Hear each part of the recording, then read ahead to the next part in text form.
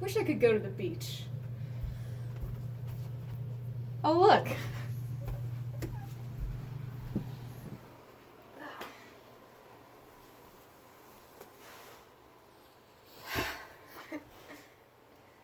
I can't stand English.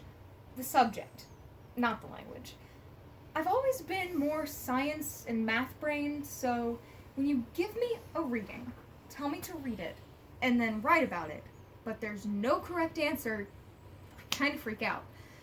I like correct answers, because then I know if I'm doing the right thing or not.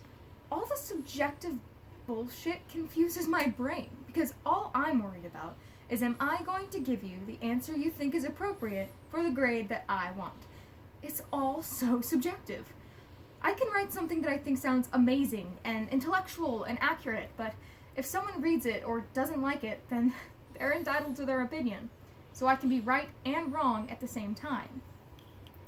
Just give me a formula, tell me to follow it, and then give me a way to plug my answers back in to check to see if I'm correct. That's all I'm asking. This idea of control tends to be a broken record in my head. But most control freaks stem from crazy, right? Like, I love my family, but some of their stories sound like they come from a documentary on dumb fuck country folk. I have some whack cousins, y'all. A lot of my family lives in Texas, because that's where my mom was born. And she has a twin sister named Margaret, who is absolutely the life of the party.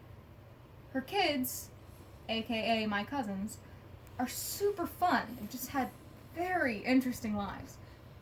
So, her oldest, Chris, is in his late 20s, or he might have just turned 30, but he still lives with them. He's a fisher, and he just likes to fish. Imagine the classic country boy with full body camo, a chin beard, holding up a big ass fish on a metal bowl looking boat.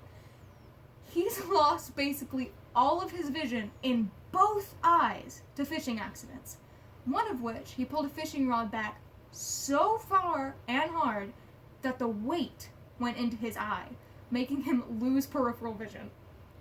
But that's not the best part. When he was supposed to be on bed rest because he was on a bunch of medication, he got into his brand new truck, drove, crashed into a tree, weed was in the truck, and he left the scene. Yeehaw. And then there's Holly, who's the middle child, and she got pregnant when she was 15. But everything worked out pretty well for her because she's with the baby daddy and they have 2 other children and they live a great life together. So I'm very happy for her. And then there's Marcus, who's the youngest, who went to college for 1 day and then decided to drop out and become an underwater welder. If I'm in school and not pregnant, then I am overachieving. But now, with the coronavirus, I'm back to living at home. So that's a step back. For what it is, I feel like my experience through this pandemic has been as good as possible. I've been stuck in the house since the beginning of spring break part 1, only getting out to move out of the dorms. I hate driving, so even my 4-hour round trip to UNCW was annoying.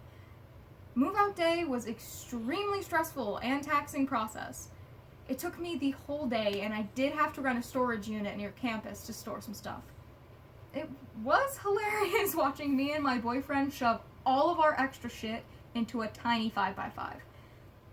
It isn't horrible staying at home because my boyfriend is staying with me, so I'm not alone. I also get to see my sister a lot more because she's going in between our house and her boyfriend's house. For about half of the time, we have 4 young adults, plus my parents in the house, so it is a little hectic. My main issue is finding the motivation for online classes. I've always been the type of student who retains information well, but I need to be directly taught the info that I can remember. This makes online classes very difficult for me. Yet whenever I'm getting confused, I realize that even the professors are too, and that helps. As made famous by High School Musical, we're all in this together. So for now, I'll continue to check Canvas 5 times a day, play a shit ton of Yahtzee, enjoy the warmth of the back porch, and cuddle with my cat until the world can get through this. I am one of the lucky ones. I stay away from the news that is intended for fear-mongering, but this pandemic is frightening nonetheless. The modern world is in a state of crisis. Businesses and schools are closing down while people are being ordered to stay in place. Many people are sick and in need.